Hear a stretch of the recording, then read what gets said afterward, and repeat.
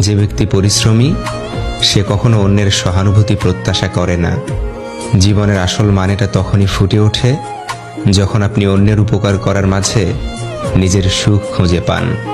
আমি তোমাকে বিশ্বাস করি, এই কথাটি আমি তোমাকে ভালোবাসির চেয়েও গুরুত্বপূর্ণ। তেল মারা আর পাচাটা যখন পেশা হয়ে যায় তখন বঞ্চিত হয় সম্ভাবনাময়, মেধাবী, সৎ ও যোগ্যরা। ফলে সমাজ চলে যায় নষ্টদের দখলে। কখনো কখনো আপনি যতই দায়িত্ববান বা যতই যত্নশীল হন না কেন, কিংবা যতই ভালোবাসুন না কেন, কিছু মানুষের জন্য তা যথেষ্ট নয়। তবুও তারা সব কিছুতেই কেবল আপনারই দোষ খুঁজবে। কাউকে নিয়ে সমালোচনা করা যতটা সহজ, তার জায়গায় দাঁড়িয়ে তার পরিস্থিতিটা বোঝা ঠিক ততটাই কঠিন। দুঃখের অনুভূতি প্রকাশ করার অন্য কোনো উপায় না থাকলে চোখ থেকে যে পানি বের হয়ে আসে, মানুষ তাকে কান্না বলে।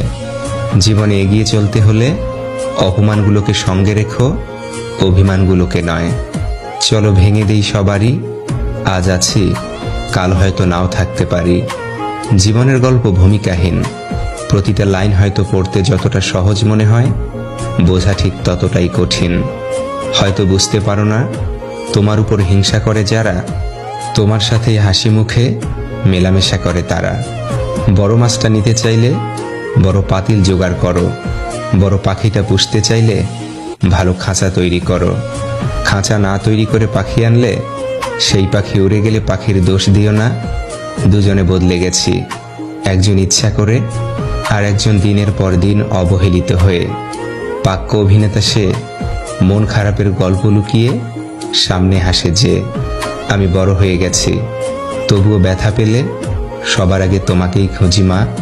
অবহেলার সম্পর্ক ত্যাগ করাই ভালো, হোক সেটা ভালোবাসা বা বন্ধুত্ব। অতিরিক্ত ভালোবাসার শেষ পরিণতি বিচ্ছেদ। কাউকে বারবার বোঝানোর পরেও সে যদি না বোঝে, তবে আপনার বোঝা উচিত বোকা সে নয়, বরং বোকা আপনি।